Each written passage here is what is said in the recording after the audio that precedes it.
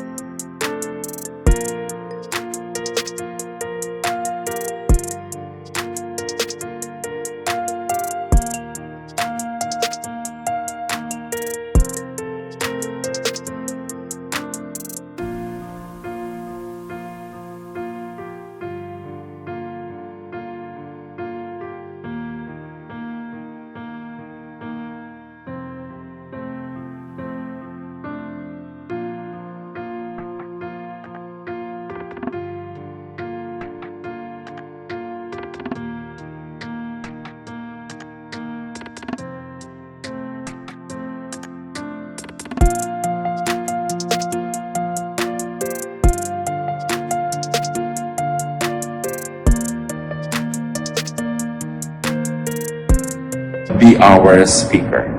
Bless us, teach us. In the name of Jesus, your Son, we pray with thanksgiving. Amen. 1 Peter 3:1-6 from the Contemporary English Version. Uunahin po natin ang verses 1-2. If you are a wife, you must put your husband first. Even if he opposes our message, you will win him over by what you do. No one else will have to say anything to him because he will see how you honor God and live a pure life. The context is that Peter is speaking to Christian women whose husbands are not believers in the Lord. At sabi niya, kung ikaw ay isang babaeng may asawa, dapat mong inuuna ang iyong asawang lalaki.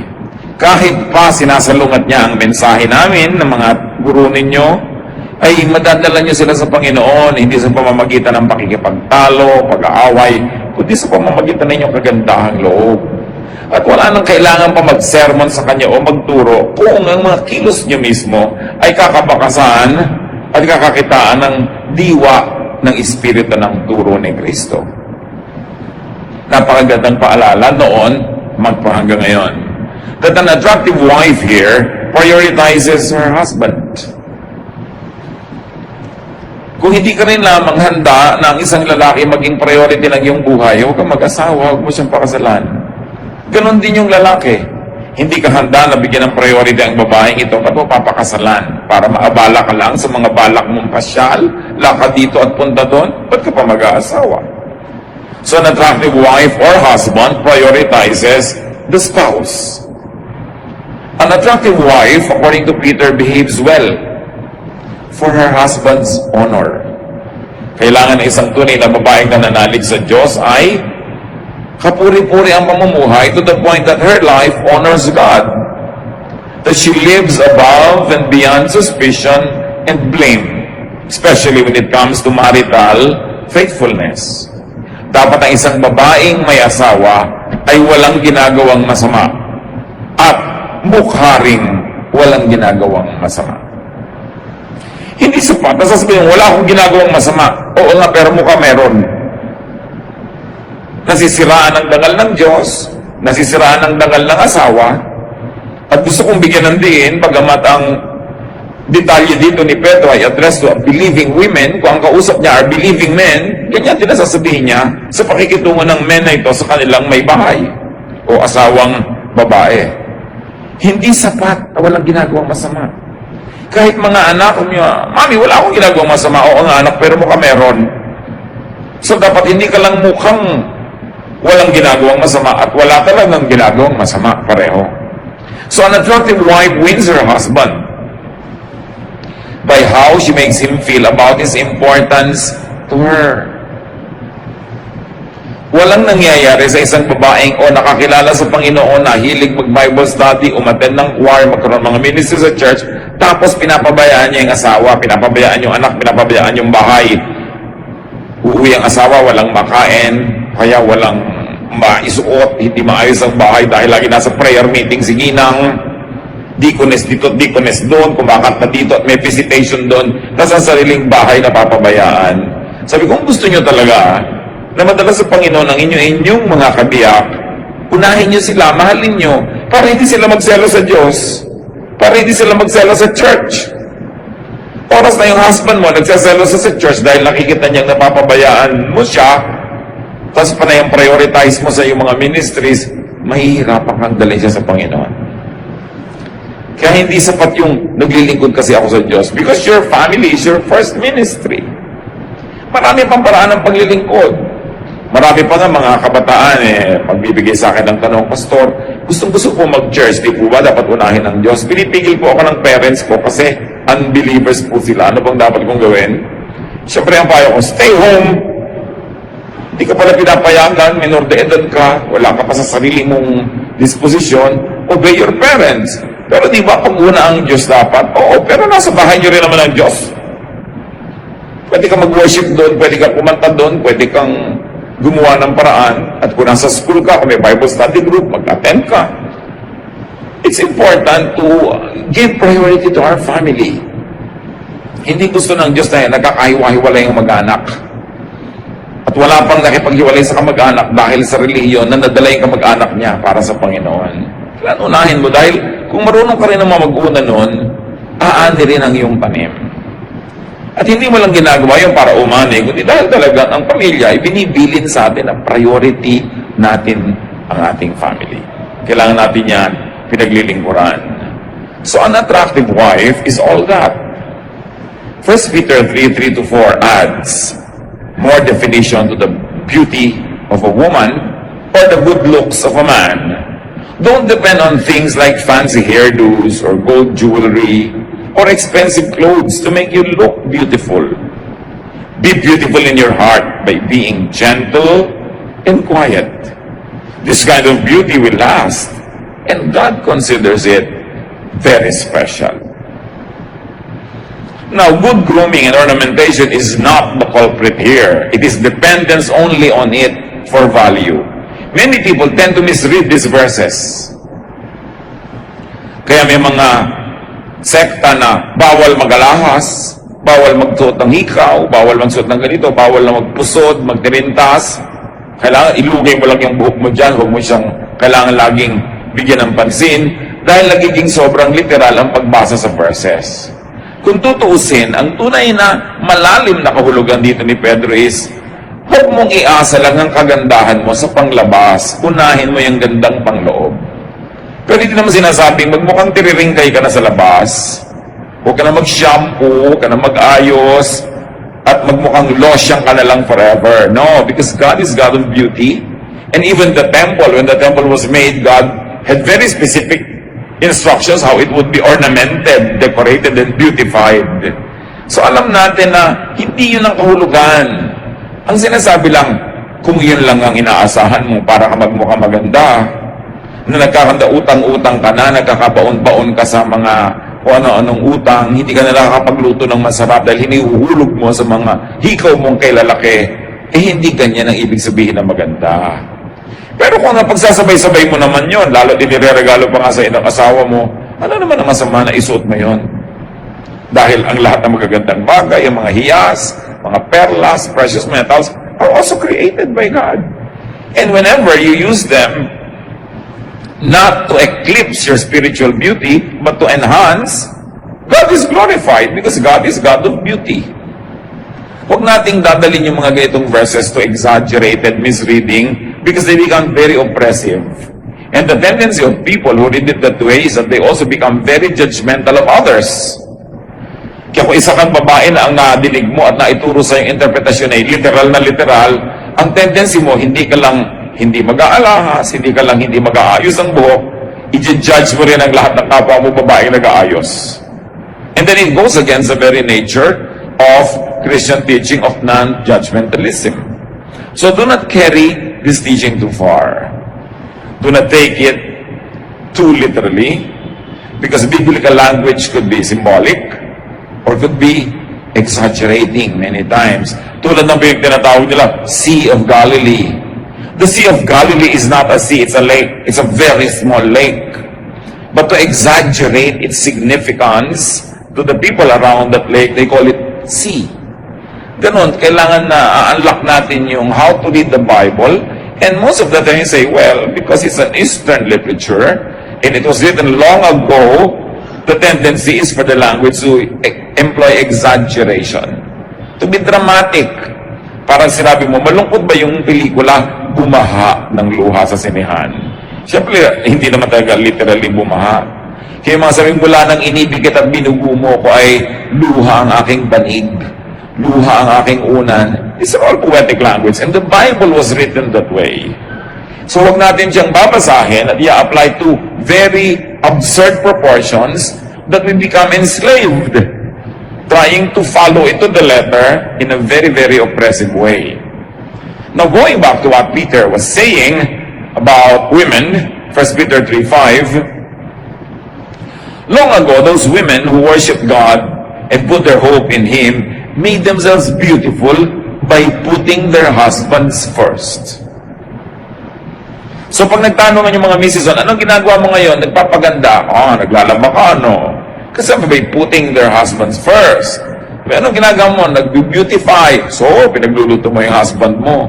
Kasi daw noon, ang pagpapaganda ng mga babae, dinadaan nila sa pag-uuna sa pangangailangan ng kanilang asawa. But of course, this prioritizing of husband does not only mean na maging chimay ka, na maging kusinera ka, maging labandera ka. Mas may malalim siyang kahulugan. Na inuuna nilang uri ng pagpapaganda ay paglilingkod sa asawa sa pamamagitan ng pagiging tapat.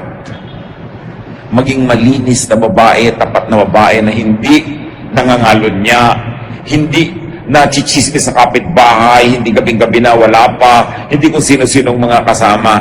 Yun ang sinasabi ring unahin mo ang iyong asawa. Kesa sa hilig mo halimbawang mamasyal, kesa sa hilig mong gumayak-gayak. Lalo kung ang asawa mo halimbawa nasa abroad, kanino ka man sobrang magpapaganda? Diba? So, mapag-iisipan ka ng kapitbahay mo, labas ka ng labas, ang ganda-ganda mo, tapos wala yung asawa mo. So sabi, unahin mo ang asawa mo, ang ibig sabihin, yung dangal niya, unahin mo kaysa sa hilig mo at katinang yung paa na mamasyal. Lalakad ka, dapat kasama mo lagi mga anak mo para hindi ka na pag-iisipan ng masama. At kung hindi anak mo, kailangan hipag mo, kamag-anak mong asawa mong lalaki para wala silang masabi sa'yo. Dahil sila mismo yung kasama mo. Kung ang kasama mo lang, kamag-anak mo, baka sabihin pa nila, kinukonsinti naman kamag-anak nila.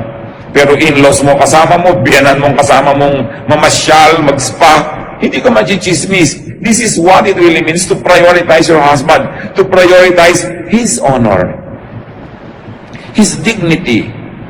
Lalo ngayon, napakarami pong mga mag-asawang hindi magkasama dahil sa trabaho, mga ginang at mga Mr. Den. Hindi nyo kailangan sobrang magpa-sexy, magpaganda, lalo wala naman yung asawa nyo. Yun ang pagtitiis at yun ang sakripisyo na hinihingi para sa mga banal na babae at ganoon din sa mga banal na lalaki. Kailangan hindi nalalagay sa alanganin ng dangal ng inyong kabiyak. But all being said, Peter was saying that women should not depend on outward decoration for beauty. Hindi sinabing don't decorate.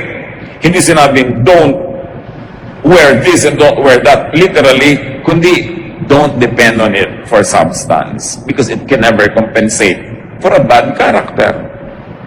Kahit busilak sa kaputian ang iyong suot, pero kung marami ang iyong kalooban, baliwala yun.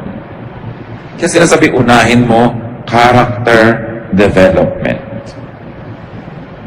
O meron kang limited time para magpaganda ng kutis o magbasa ng Biblia, dapat unahin mo yung pampaganda ng iyong espiritu. Pero kung meron ka naman talaga magaling na time management, kung sasabay mo naman yan hindi naman kailangan mamili lang ng isa sa dalawa. Kailangan lang time management. Isipin nyo, lalo yung mga mahilig mag-beauty parlor, ilang oras na nasa beauty parlor ng isang tao, ilang oras ka nagbabasa ng Biblia, ilang oras ka nagko-quiet time, gaano katagal na nag-uubos ang panahon sa pagpapatuwid ng buhok na kulot at sa pagkukulot ng buhok na tuwid. Diba? sa pagpapalight ng color ng dark hair at sa pagpapadarken naman ng light? Gaano karaming oras ang nauubos sa pagpapantay ng mga kilay na hindi magkapantay-pantay? Gaano karaming oras ang nauubos kahit ng mga lalaki sa pagpapaganda ng mga katawan?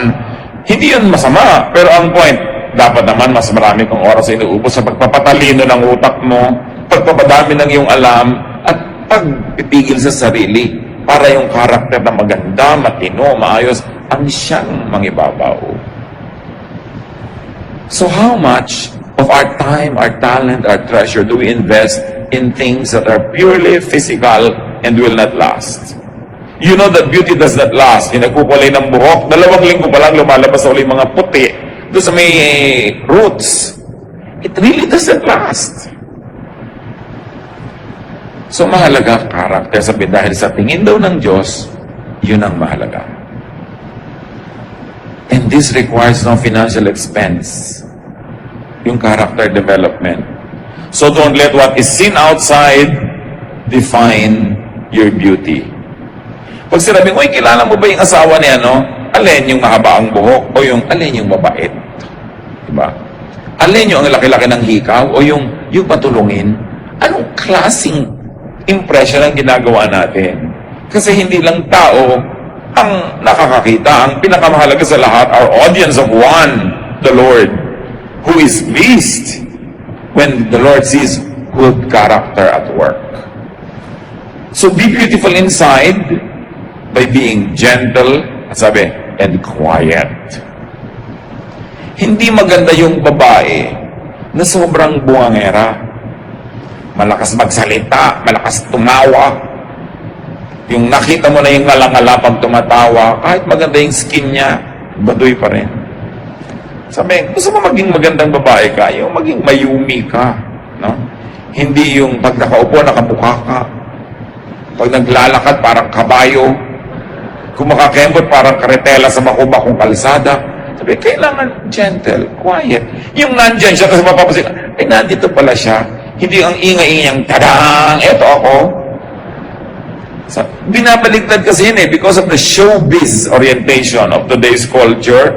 Kailangan ipinagsigsigawan mo maganda ka. Kailangan 5 kulay ng buhok mo at makintab-kintab pa para katingnan. Tapos pag tinanong ka, spell no, sa mo, ano yun? Hindi mo pa kayang spellin pala yung no.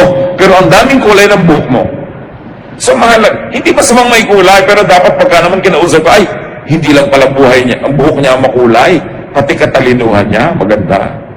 Sabi, don't settle for something that is superficial. Because superficial is only for 3 seconds. What can sustain is character. Nakita nyo yung kagagandang mga artista, bakit sa kabila ng ganda, hinihiwalayan pa rin ang asawa?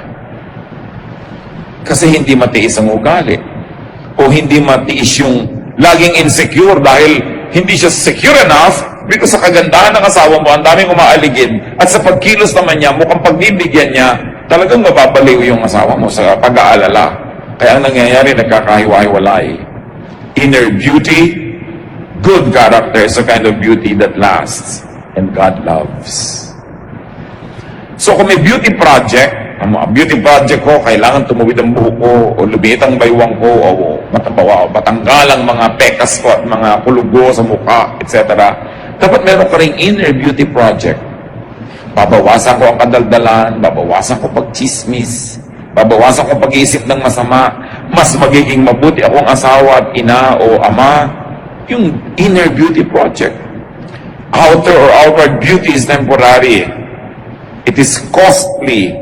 It's high maintenance.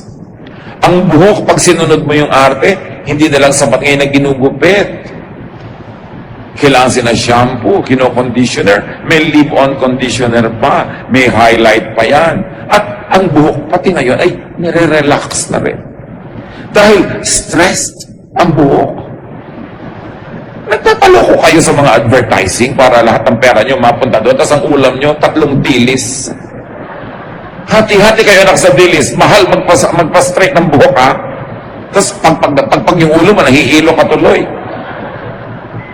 Hindi na pinagpapapaniwalaan dapat yung mga nakikita nyo na computer-enhanced advertising. Walang ganong buhok sa totoong buhay. But it's really not just about looks, even among men.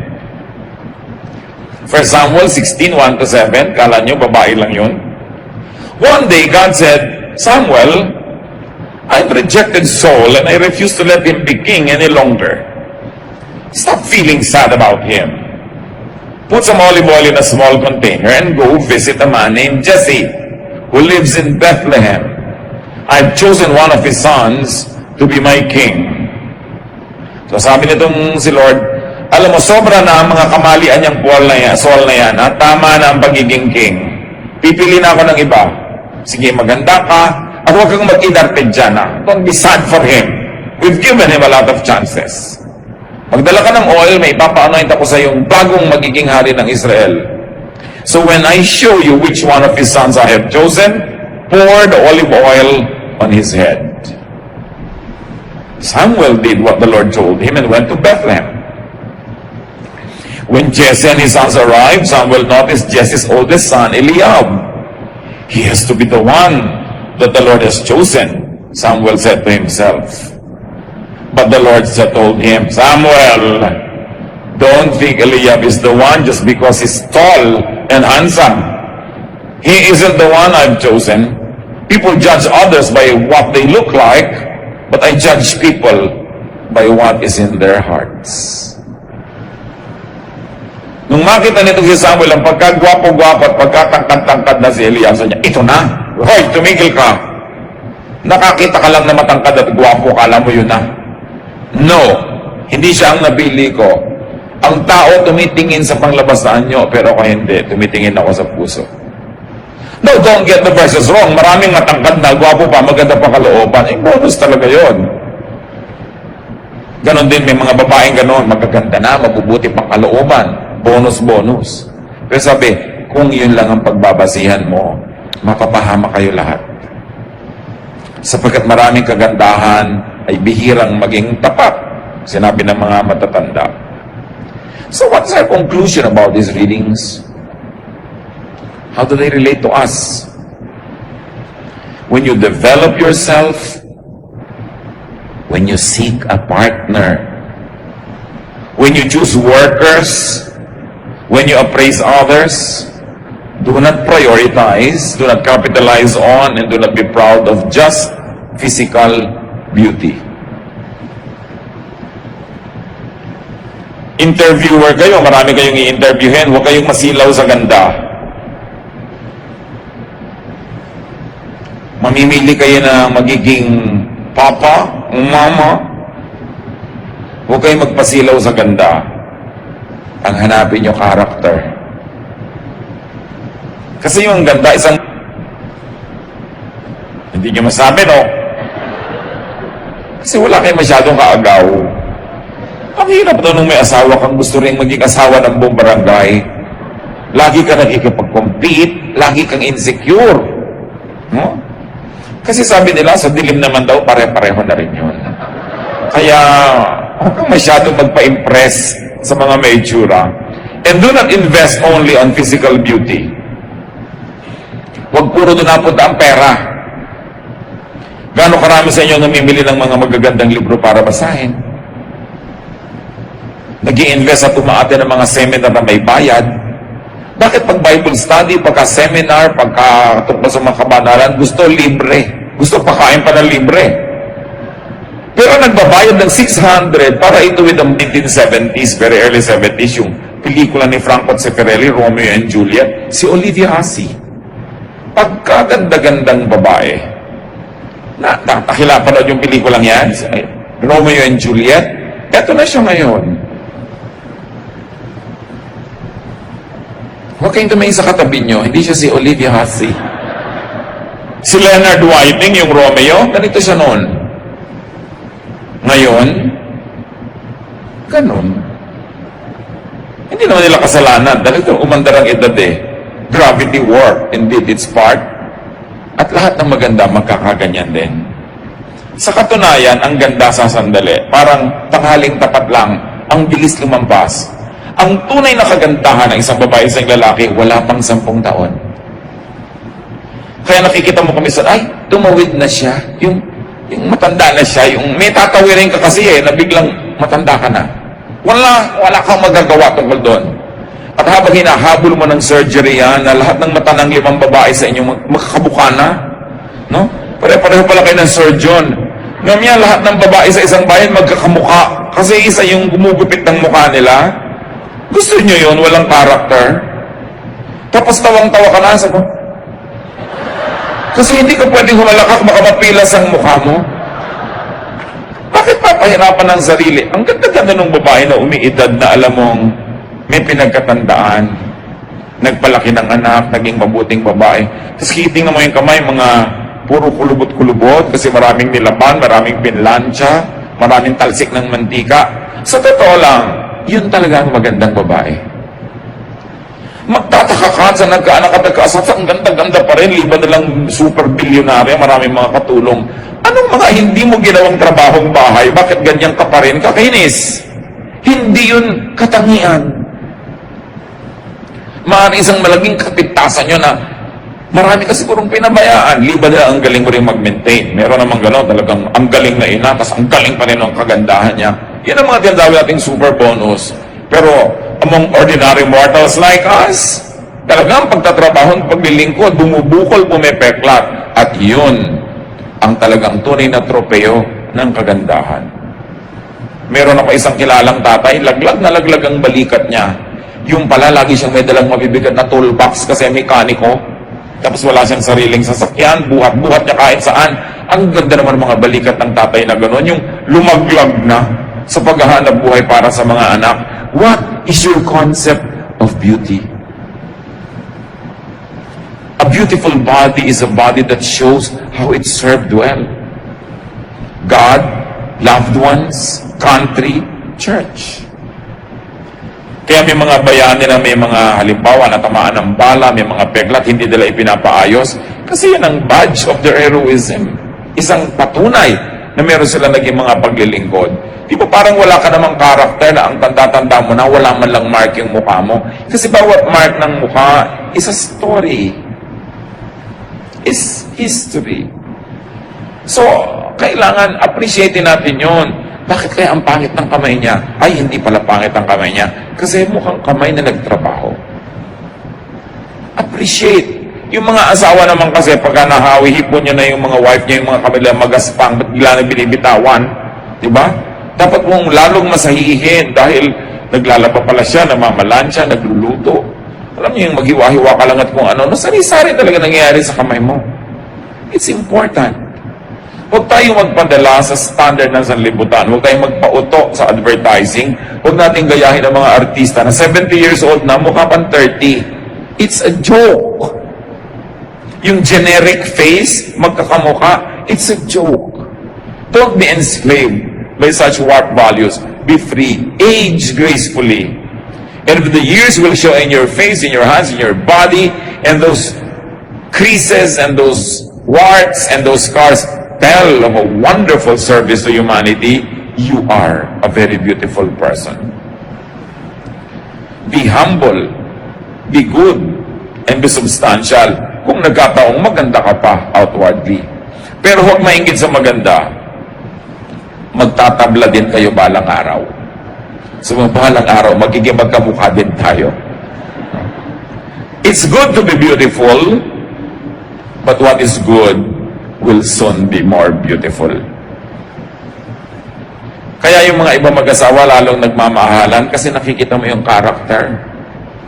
Nakikita mo yung willingness niya na magsakripisyo para sa iyo o sa iyong mga anak. Lalong kakalapit ang loob. Sino yung mga mag-asawa nagkakalayo ang loob? Yung habang lumaandar ang panahon, nakikita mo, unselfish pala nitong napangasawa ko. Sobra pa ng makasarili to. Wala na kaming makain, inubo sa bleaching ng tuhod niya. Diba? Yung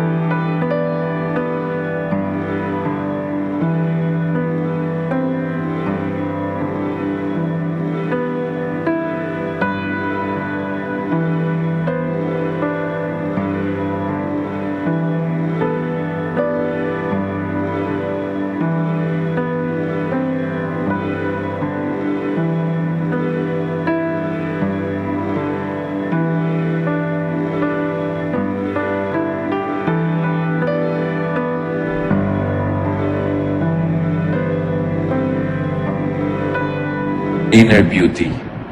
Kung nagme-maintain ka, nag-exfoliate ng balat, ng kikwit, ng kuko, ng buhok, lalong ine-exfoliate ang espiritu. Lalong mine-maintain ang kaluluwa. 1 John 2:15-16, do not love the world, nor the things in the world. If anyone loves the world, the love for the Father is not in him. For all that's in the world, the lust of the flesh, and the lust of the eyes, and the boastful pride of life, is not from the Father, but is from the world. So kung pwedeng pagsabayin, gusto kong i-live-in, pagsabayin. Kung kailangan pumili ng isa, pumili ng mabuti. Always prioritize character. And always prioritize the honor of your spouse more than what you itch to do. That is what it means to prioritize our families. And that is high worship. That is pure religion. To be very good to your spouse, to your children. God loves you. Ama namin, pakasuriin niyo po kami, Panginoon, kung nadadaya kami kumisan ang sanlibutan. Well, we know that it is good to have good grooming, to be neat, to be presentable. Teach us where it should end. Turuan mo kami, Panginoon, na magbigay ng hangganan sa pagiging sobrang makalupa at makakatawan lang. Ganon din turuan mo kami, Lord, sa pag-appreciate ng aming kapwa. Na mas pahalagahan naming tingnan ang ganda ng kanilang ugali at pagkatao kaysa panglabas lang. Huwag kaming marahuyo, Panginoon, huwag kaming madaya at malasing sa nakikita ng mata. Na pati ang propetang si Samuel ay muntik ng madaya nung makakita siya ng matangkad at magandang lalaki. Akala niya yun ay yung choice niyo.